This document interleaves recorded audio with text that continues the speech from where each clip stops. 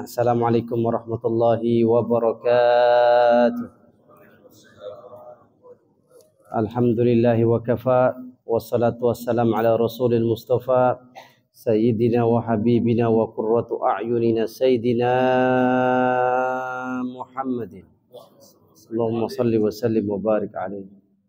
Wa qala Allah ta'ala fi kitabil karim ba'da a'udzu billahi minasyaitonir rajim. يا أيها الذين آمنوا كتب عليكم الصيام كما كتب على الذين من قبلكم لعلكم تتقون أياما معدودات الآية صدق الله العظيم. Ma'asyiral muslimin, jamaah salat zuhur yang dimuliakan Allah Subhanahu wa taala. Allahu akbar. Waktu begitu cepat berlalu. Tidak terasa kita sudah ada di pertengahan Ramadan, ya, menuju akhir Ramadan. Ini menunjukkan kepada kita Bapak, Saudara yang dimuliakan Allah Azza wa Jalla, bahwa waktu, betul kata syair Arab, bagaikan tebasan pedang. Ya, kalau kita tidak bisa menggunakan waktu dengan baik, maka waktu yang akan membunuh kita. Ya, al-waqtu kasayf fa illam taqta'hu qata'ak. Waktu itu bagaikan seperti jilatan pedang, yang kalau engkau nggak bisa memanfaatkan, engkau akan binasa, engkau akan hancur. Maka ada satu perkataan ulama namanya Imam Ibnu Qayyim Al-Jauziyah, wajib kita renungi. Karena kalau kita nggak merenungi, kita akan menyesal, dan menyesalnya tidak ada obatnya. Apa kata beliau? Idha'atul waqti asyaddu minal maut. Menyia-nyiakan waktu itu penyakit kronis yang lebih berbahaya daripada kematian. Jadi kalau Bapak lihat orang, mohon maaf ya, kerjaannya menghabis-habiskan waktu, nongkrong, ngobrol sia-sia, tidak ada perkara yang mendatangkan pahala, itu sebenarnya lebih baik mayat daripada dia. Lebih baik orang yang dikubur daripada dia. Itu kata Imam Ibnu Qayyim Al-Jauziyah. Kenapa? Apa alasannya beliau mengatakan seperti itu? Li'anna idha'atal waqti li'annal maut yaqta'uka minad dunya. Kematian, kita mati ini, roh berpisah dari jasad. Itu kaitannya kita terputus dari dunia. Kita udah nggak ada urusan lagi sama dunia. Itu namanya kematian. Tapi kalau orang yang menyia-nyiakan waktu, yaqta'uka minal akhirah, dia memutus mata rantaimu ke akhirat. Harusnya 30 menit dia duduk sabar aja. Ya, duduk mendengarkan Quran, hadis Nabi sallallahu alaihi wasallam, perkataan ulama. Itu bisa menjadi tabungan dia nanti di akhirat. Karena kata Rasulullah SAW, orang yang duduk di majelis ta'lim, mendengarkan Quran, mempelajari isi Quran, 4 yang dia dapat. Akhirat, kaitannya sama akhirat kita. Apa kata Rasulullah? Majtama'a qaumun fi baitin min buyutillah yatluna kitaballah wa yatadarasuna fima bainahum illa nazalat alaihimus sakinah wa ghasyiyatuhumur rahmah wa haffathumul malaika wa dzakarallahu fiman indahu. Siapa saja di antara kita yang dalam mengisi waktu kosongnya dengan menuntut ilmu agama, maka Allah Azza wa Jalla akan berikan dia pertama apa? Ketenangan batin. Jiwa kita tenang, Pak.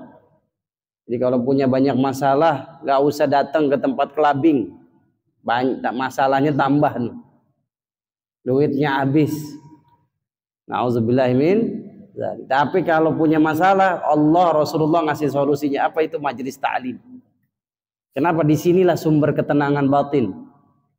Bapak nggak akan mendapatkan ketenangan batin di tempat wisata, nggak akan mendapatkan ketenangan jiwa di rumah mewah kita, mobil mewah kita. Ketenangan jiwa dijamin pasti ada di sini.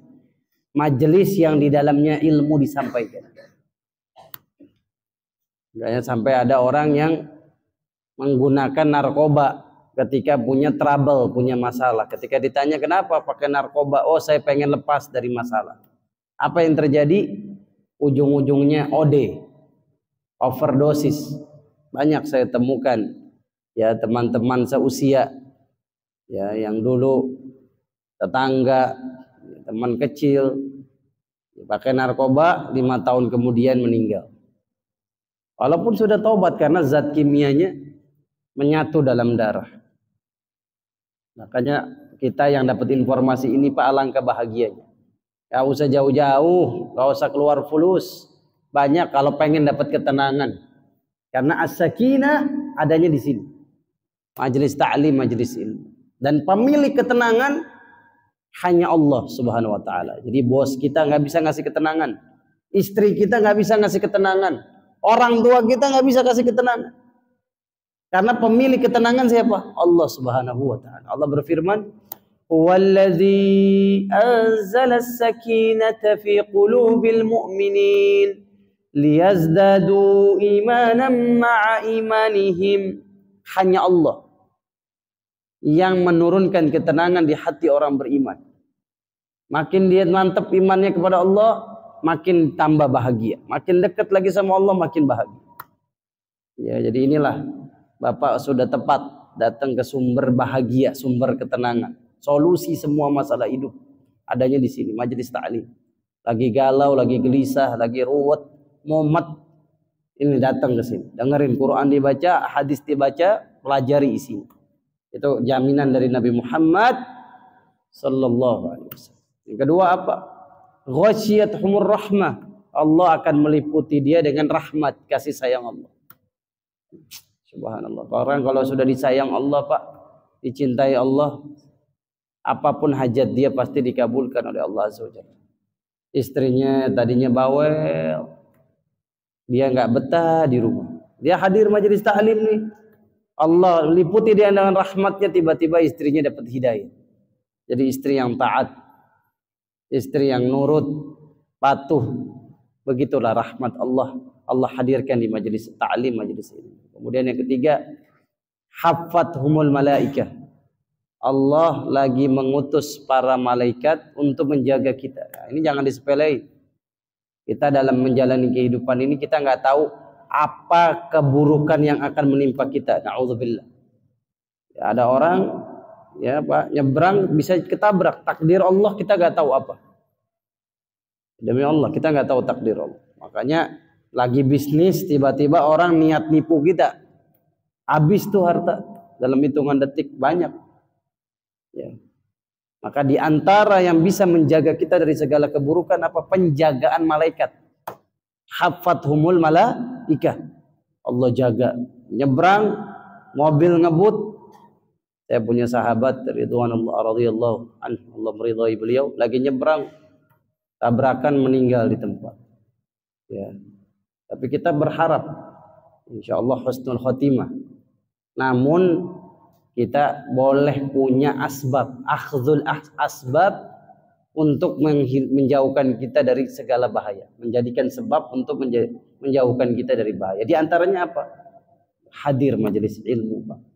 Karena janji Nabi Muhammad SAW, haffathumul malaikat, dijaga sama para malaikat. Nyebrang dijaga. Bapak lagi transaksi bisnis dijaga. Orang yang punya niat jelek akhirnya Allah rubah hati. Ya, Allah selalu mengawasi orang-orang yang hadir majelis ta'lim. Ini sebentar waktunya, tinggal 10 menit, 15 menit. Dibandingkan Pak, kita main handphone, ya main game. Betapa banyak orang yang menghabiskan waktu, menganggap waktu itu murah. Menganggap waktu itu remeh, sepele. Waktu itu saya sambil nunggu waktu buka puasa, ngabuburit, ngobrol lah. Main handphone lah. Main handphone kalau lihat searching dakwah, alhamdulillah. Saya pernah melihat main game. Udah berapa jam Pak main game? Udah 2 jam Pak. Tunggu waktu buka puasa. Allah Azza wa Jalla bersumpah banyak di Quran tentang waktu. Wadduha wal laili idza saja. Terus wan nahari idza tajalla. Wal asri was subhi idza tanaffas. Wan nahari idza tajalla. Quran banyak menyebutkan sumpah Allah dengan waktu, demi pagi, demi siang, demi waktu duha, demi waktu asar, demi waktu subuh. Apa kata para ulama? Kenapa Allah bersumpah demi waktu? Li'azamati sya'niha. Karena urusan waktu ini mahal, besar menurut Allah, nggak kecil. Modal terbesar seorang mukmin nanti bahagia di dunia akhirat adalah dalam dia menggunakan waktu. Dia menggunakan waktu dengan baik, dia bahagia. Dia buang waktunya dalam hal kesia-siaan, demi Allah, dia akan menyesal. Suatu saat saya hadir kajian di Masjid Nabawi. Ya, seorang ulama, ya, Masya Allah, ini hafal ribuan hadis. Beliau berdiri di depan. Kalau majlisnya Pak, Bapak nggak akan kebagian tempat duduk kalau telat. Maghrib beliau ngisi kajian hadis, jamaah sebelum maghrib udah ngisi tempat-tempat, udah bawa pulpen, bawa buku. Masya Allah. Satu saat ketika saya mendengarkan, sebelah saya ada seorang kakek ikut mendengarkan juga, seusia Syekh, mungkin usianya 65, 66. Dia katakan kepada saya, wahai anak muda, tahu itu Syekh yang di depan kamu yang dikagumi ribuan orang? Itu adalah teman SD saya, kata dia. Huwa fi mustawa ibtidaiyah ma'i, kata dia. Dia dulu SD bareng sama saya teman akrab dia. Nanti saya habis kajian, saya sapa dia, dia peluk saya, dia cium saya. Terus saya tanya, apa Bapak pekerjaan Bapak? Ya, dia sebutkanlah satu pekerjaan beliau yang menurut saya, Masya Allah, beliau seumur sama Syekh yang di depan. Setelah saya berjalan ketemu Bapak ini, saya merenung, subhanallah. Andai kata mungkin atas izin Allah, sang Bapak ini belajar seperti Syekh, hafalin Quran, hafalin ribuan hadis, dia menggunakan waktu dengan baik, maka demi Allah, mungkin dia bisa turut ngisi di Masjid Nabawi. Allah salli ala Muhammad. Waktunya sama yang Allah berikan, 24 jam 7 hari. Yang satu bisa jadi ulama besar, satu jadi biasa aja. Bukan kita ingin berbicara tentang hal negatif kepada beliau, tapi demi Allah pelajaran buat saya yang masih muda. Kita Pak dikasih modal sama Allah Azza wa Jalla 5. Ightanim khamsan qabla khamsin. Jaga 5 sebelum datang 5. Sehat kita sebelum datang sakit.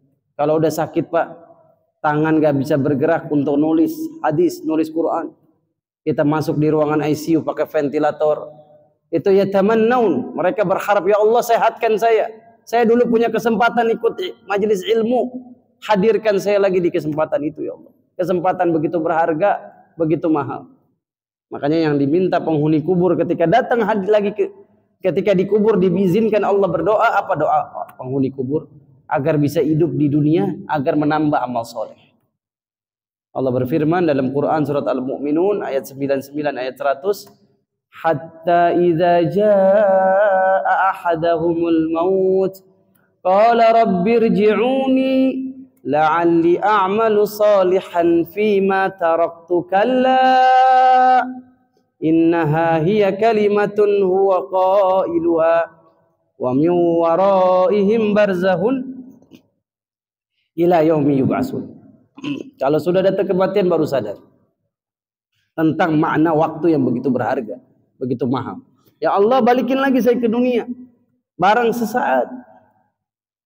Bukan untuk saya mendapatkan jabatan yang dulu saya nanti-nantikan waktu hidup di dunia, bukan. Bukan untuk mendapatkan popularitas, keterkenalan yang dicari oleh banyak manusia, bukan mencari harta, duit sebanyak-banyak, bukan. Dia minta ke dunia untuk satu hal, la'alli a'malu soliha, agar saya bisa beramal solih yang dulu saya pernah tinggalkan.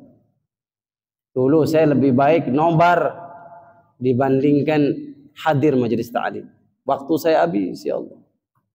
Saya kasih engkau 60 tahun duduk majelis ta'lim aja ogah, udah gatal nih pantat, langsung melipir.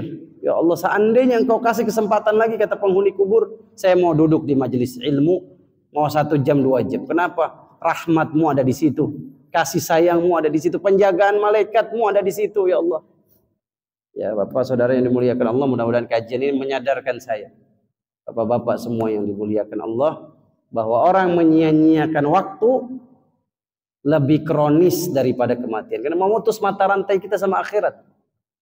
Ini modal kita untuk berjumpa dengan Allah Subhanahu wa taala. Ketika Imam Ali ziarah kubur, apa kata Imam Ali? Seandainya penghuni kubur diizinkan bicara sama Allah, apa yang mereka sampaikan? Mereka akan membaca satu firman Allah, fatazawwadu fa inna khairaz zadi taqwa. Kumpulin bekal mumpung hidup di dunia tuh, kata penghuni kubur. Kumpulin bekal sebanyak-banyaknya mumpung hidup di dunia. Dan bekal terbaik bukan fulus, bukan jabatan, bukan harta, bukan popularitas, apa? Takwa. Makanya bersyukur kita, alhamdulillah Allah hadirkan kita Ramadan, ini bekal takwa kita nanti berjumpa dengan Allah Subhanahu wa taala. Kita puasa bukan nahan lapar, demi Allah. Kita puasa bukan nahan haus, tapi kita puasa untuk kelak kita bangga dipanggil Allah sebagai hamba-Nya yang bertakwa. La'allakum tattaqun. Tujuan Allah bikin kita puasa Ramadan bukan untuk lapar. Enggak ada tuh tujuannya. Allah bilang la'allakum taju'un, agar kamu lapar. Tidak. Allah tidak menyebut la'allakum ta'tishun, agar kamu haus. Tujuan kita puasa takwa. Dan inilah bekal terbaik nanti kita bawa ketika menghadap Allah Subhanahu wa taala. Bapak Saudara yang dimuliakan Allah Azza wa Jalla, yang terakhir, apa manfaat kita hadir majelis ilmu? Terakhir, zakarallahu fiman indahu. Nama kita disebut Allah di hadapan penghuni langit. Mungkin kita nggak viral di bumi, nggak ada follower, tetangga pun nggak kenal kita, tapi orang yang hadir majelis ta'lim, dia viral di langit Allah. Namanya disebut dari langit ke-1, ke-2 sampai ke-7 oleh Allah di hadapan para malaikat. Subhanallahilazim. Apa gunanya kita dikenal manusia? Manusia makin kita minta tolong makin sebel, makin gak suka sama kita, makin meremehkan itu manusia. Tapi kalau Allah, makin kita minta Allah, Allah makin senang. Sebagaimana syair Arab mengatakan, wan nasu idza su'ila yaghdab wallahu idza su'ila yarda. Manusia semakin dimintain semakin sebel, semakin gak suka, tapi kalau Allah semakin dimintain Allah senang. Allah bahagia, senang. Itu bedanya Allah sama makhluk. Makanya jangan pernah pengen berharap 1% pun sama manusia, karena kekecewaan yang kita rasain. Hina harga diri, martabat kalau kita berharap minta tolong sama orang. Ya bertawakal kepada makhluk. Tapi kalau bertawakal sama Allah Azza wa Jalla, demi Allah, harga diri kita tinggi di hadapan manusia. Allah Azza wa Jalla senang kalau dimintai. Wallahu iza su'ila yarda. Allah senang kalau makin sering dimintai. Makanya ketok pintu Allah di bulan Ramadan dengan doa sebanyak-banyaknya. Lesatkan anak panah sebanyak-banyaknya agar menepati busur sasaran. Dengan apa? Banyak meminta kepada Allah di bulan Ramadan. Doa yang gak akan ditolak Allah 3 di antaranya. Yang pertama, da'watus sha'im hatta yuftir, doa orang puasa sampai buka, gak akan ditolak sama Allah. Yang kedua, da'watul mazlum, doa orang yang terzolimin. Makanya jangan zolim sama orang. Ya, hak orang, mumpung kita masih hidup balikin. Kita pernah minjem duit sama orang, balikin. Mungkin orangnya lupa karena dia gak mau nagih sama kita. Karena kita tahu hak orang terzolimi ini besar, kita yang nelpon duluan. Ya. Kemudian yang ketiga, doa orang yang gak akan ditolak oleh Allah Azza wa Jalla adalah da'watul musafir, doa orang yang berpergian. Alhamdulillah kita sekarang semuanya shaimin, shaimat. Alhamdulillah. Bapak Ibu Saudara yang dimuliakan, ini yang bisa saya sampaikan. Kita hadir terus ya majelis-majelis kebaikan, kumpulkan bekal takwa di hadapan Allah Azza wa Jalla. Ya, zikrullah, baca Quran. Ramadan ini syahrul Quran. Nanti i'tikaf kalau bisa 10 terakhir, kalau Masjid An-Nur ada di i'tikaf atau di masjid dekat rumah kita i'tikaf, ikut 10 hari. Rasulullah sallallahu alaihi wasallam ajak istrinya i'tikaf. Ya, karena idza dakhala alaihi al-ashr syadda mi'zarahu wa ahya lailahu wa aiqadha ahlahu. Nabi SAW kalau udah 10 terakhir masuk, kencangkan sarung. Ini kiasan Nabi nggak berjima' lagi sama istri. Kemudian yang kedua, Nabi SAW menghidupkan malam nggak tidur, sholat malam, baca Quran. Kemudian yang ketiga, Nabi membangunkan istri anaknya. Fatimah bangun, ini 10 terakhir Ramadan. Ya, Aisyah bangun, ini 10 terakhir Ramadan. Kalau nggak bisa 10 hari, 9 nggak bisa 8, seterusnya minimal 1 malam kita i'tikaf agar bisa dapat malam Lailatul Qadar. Kalau kita dapat malam itu seperti beribadah 84 tahun. Umur kita 60 tahun aja belum tentu nyampe. Kemarin Habib umur 42 tahun udah dipanggil Allah duluan. Tapi dahsyatnya Ramadan, Allah hadirkan 1 malam, sekali kita sedekah, sedekahnya seperti kita sedekah 84 tahun. Kita sholat kita sekali dihitung Allah seperti sholat 84 tahun. Kita berbakti sama orang tua kita bikin senyum, berkah di ibu kita, ayah kita, seperti membuat mereka tersenyum 84 tahun. Semalamnya dahsyat, dan ini kado istimewa hanya dimiliki umat Nabi Muhammad sallallahu alaihi wasallam. Tidak dimiliki umat sebelum Nabi Muhammad, malam Lailatul Qadar. Ya, ini nasihat dari Al-Faqir. Semoga Allah Azza wa Jalla muliakan kita dengan malam Lailatul Qadar. Amin ya rabbal. Malam diturunkan Al-Quran. Semua yang berkaitan dengan Quran pasti akan memuliakan. Lailatul Qadar kenapa jadi malam paling mulia? Malam turunnya Quran. Makanya orang kalau memperingati nuzulul Quran tanggal 17 sebenarnya lemah dasarnya. Karena kalau kita lihat Quran surah Al-Qadar, Quran diturunkan di malam Lailatul Qadar. Ya. Kemudian Mekah jadi kota yang paling mulia dibandingkan kota lain karena Mekah diturunkan Quran. Dulu yang hebat itu kota Persia Romawi. Mekah turun Quran menyinari alam, seluruh kota-kota yang disebut manusia gelap, yang terang Mekah Al-Mukarramah. Madinah dulu tempat orang Yahudi, tempat tinggal orang Yahudi, Bani Quraidah, Bani Qainuqa', Bani Nadir. Quran datang menghancurkan kezaliman orang-orang Yahudi, bersinarlah kota Madinah, melebihi kota manapun di dunia ini. Begitupun hati kita, kalau isi kita hati kita Quran, hati kita akan bersinar kebaikan dan akan menghancurkan segala kegelapan hati kita. Yang menyinari hati kita hanya Al-Qur'anul Karim. Terima kasih. Kita buka sesi tanya jawab Pak Kiai, kalau ada tanya. Mungkin ada yang mau nambahin tausiah. Jadi kalau kita lihat wajah-wajah para kiai juga di sini insyaallah. Kalau ada yang mau menambahkan, mau memberikan masukan, kritik, monggo Pak.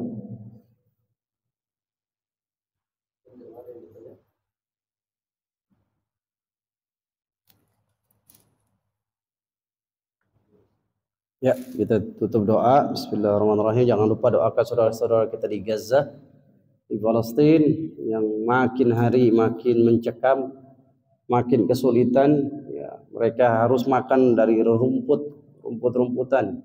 Tidak punya makanan minuman untuk dimakan.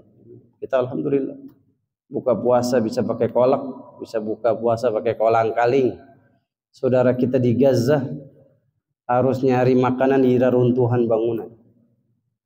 Kadang tepungnya bercampur dengan pasir. Ya, semoga Allah Azza wa Jalla berikan kemenangan buat saudara kita di Gaza, Palestina.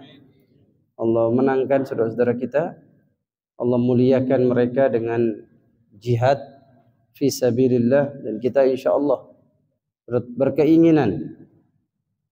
berkeinginan agar kita juga bisa ikut membantu perjuangan mereka dengan badan kita, harta kita.